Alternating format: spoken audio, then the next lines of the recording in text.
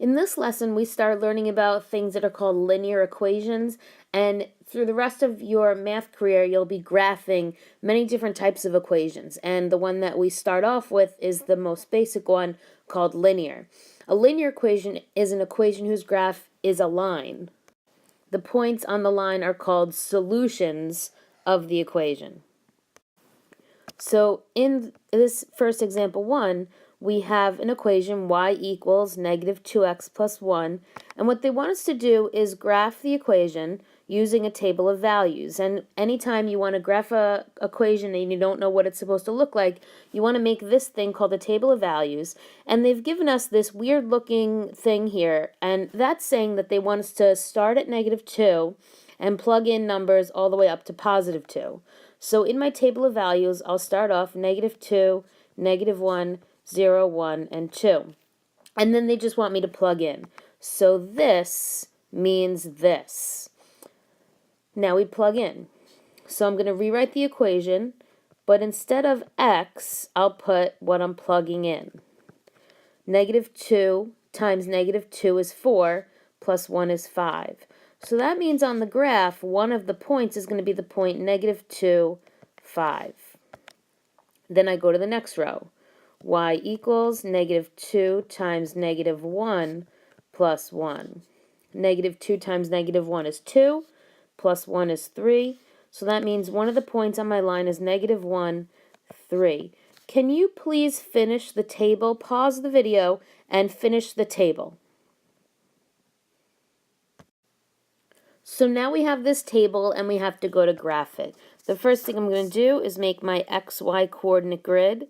Anytime you graph a line, you want to always make sure that you label your axes, because if you don't label your axes, then your reader could think that you're holding your paper sideways. You know how sometimes we turn the paper sideways if our points don't fit on the graph paper. So if you don't label, then your reader doesn't know how you intended for them to hold the paper, and you could run the risk of getting it marked wrong when it really is right. So please make sure that you label, and you also have to put arrow tips on the end like I did over here.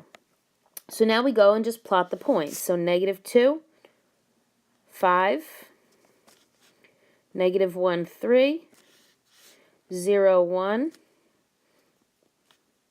Oh, that's supposed to say 1, negative 1. Sorry.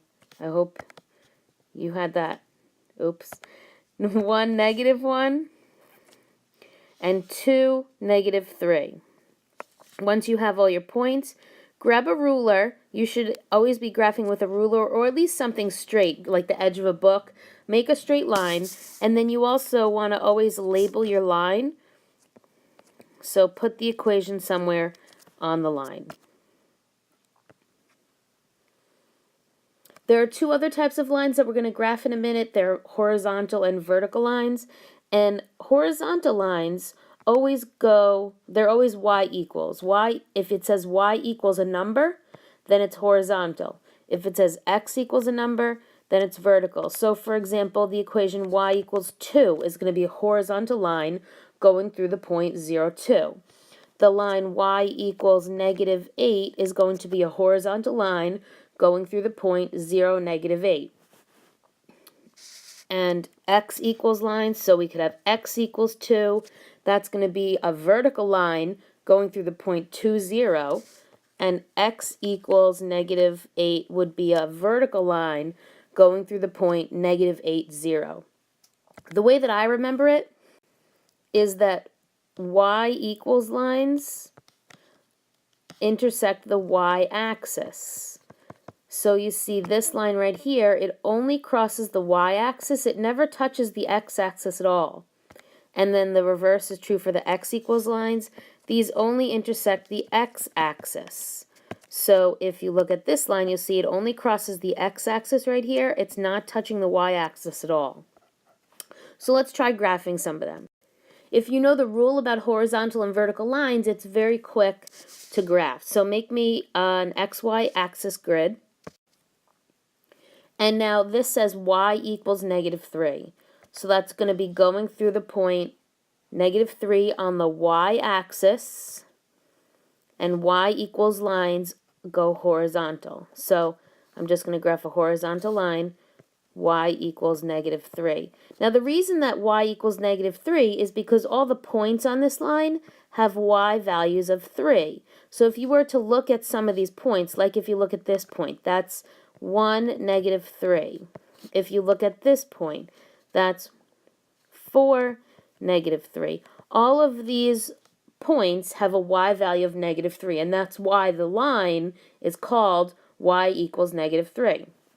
So let's check out letter B. Draw me an XY axis grid. And this is an x equals line. So it's only going to intersect the x-axis at the point 2 on the x-axis. So x equals lines are vertical. So I'll make a nice vertical line going through the point x equals 2 and label it. And the reason this is called x equals 2 is because all the points on the line have x values of 2. Like this is the point 2, 4. This is the point 2, 1. And so all of them have a 2 in their x spot, which is where the name comes from. Last one together. The wind speed y of a tropical storm is y equals 2x plus 66, where x is the number of hours after the storm enters the Gulf of Mexico.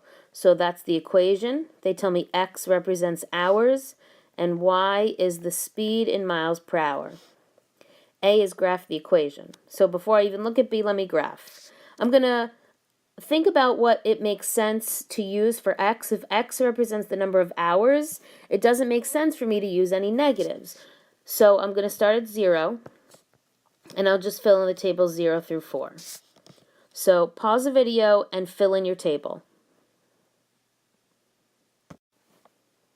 Okay, now let's go and graph it.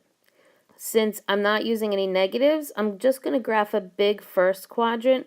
So whenever you're graphing, you should always think about when it makes sense to be in all 4 quadrants, or when it makes sense to just be in the first quadrant or the second quadrant, etc. So now I'll plot my points, and I'm going to put a little break here. This is called the break when you do a little squiggle, because there's no numbers lower than 66. If 0 is going to be the lowest x, then 66 is going to be the lowest y value. So I'm going to do a little break, and I'm going to tell my reader that I'm going to start at 66. So 67, 68, and I can do that because there's no information in the line below 66. And then this will just go by ones. That's not a big deal. So now let's graph. 1, 270, 372, and 474. Let me make a straight line going through that, and I'll label y equals 2x plus 66. So I've done letter A. Letter B, when does a storm become a hurricane? That's this over here. A tropical storm becomes a hurricane when the wind speeds are at least 74 miles per hour. So wind speed is y. So you can see right here, the y is 74 at 4 hours. So it'll take 4 hours for the storm to become a hurricane. If you have any questions, write them down somewhere and ask me when you see me next.